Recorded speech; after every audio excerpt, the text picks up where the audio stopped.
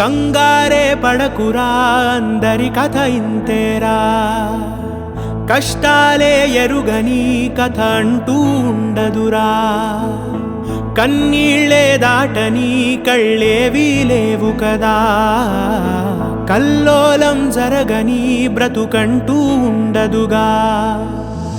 ఆ దైవం ఎప్పుడు ఆడే ఆటే ఇదిరా, ఏ పుస్తకము నేర్పించని పాఠం ఇదిరా, నీతో నువ్వు యుద్ధం చేస్తూ సాగాలిరా.